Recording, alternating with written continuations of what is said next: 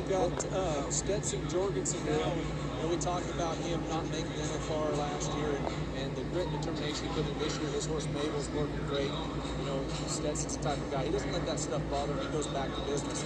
Good steer here. Just behind the barrier. Steer's kind of waiting on him. Shoulders a little bit, but Stetson does a great job right there. Big time finish. Getting back over him and just finishes the nose and gets the fall he needs. Won the Stampede in 2021. Boy, how good has Mabel been? She's been phenomenal. Yeah. For so long. You rode her, didn't you? Yeah, I was just going to say in 20, I was fortunate enough to get to ride Mabel, and she's just so honest from the, getting the start you need all the way out through the field, and they don't make it much better than that right there. No, they don't.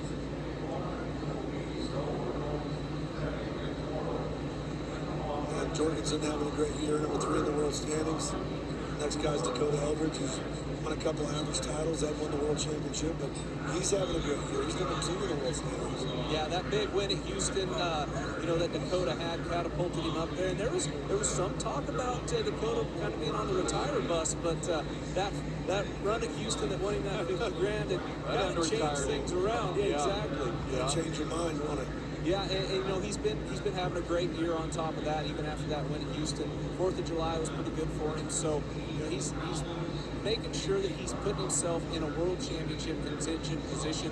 And talking to him today, he's like, man, I'm just going at him as hard as I can. Yeah, he rarely gets in his own way, does he? I mean, that's why it seems like every rodeo with a short go, he's in it. And that's what you have to do to try to win a world title. Yeah, exactly right. He puts himself not only in position that way, but horsepower. He's riding Tyson, great horse. He had his great horse Rusty that won. He won so much on it. Everybody that swung a leg on him won so much on it. That is so important to your career. Is making those decisions that's going to help you, and he's really smart at that. You really want to cash, and if you're kind of like a Dirk Taggart, who's 47th in the world standings, no time from today, you're looking for something to slingshot into the back half of this rodeo season. Hope you can get you closer to that top 15. Well, yeah, and Dirk Taggart, like you said, the last couple of years has been really good for Dirk. And last year especially, he got hurt before the finals, had surgery, came back in May at Reading, and dominated to make the national finals again. That's right. It was last year. Wasn't it last year? Yep. Yeah, it was last year. Together, but I think it was. But he, now he's in a different position.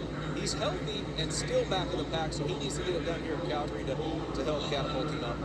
And you look at him or like Jesse Brown or these guys that are so used to being in the top 3 or 4 or 5 in the world standings, and it's just part of the sport. You can get on the wrong end of cattle, and it takes a long time to get through it. Yeah, that's exactly right. But they're veterans, they know that this is part of the game, the ups and downs, and getting through those downs, they know how to get through it. And I wouldn't be surprised to see both of them back in the national finals.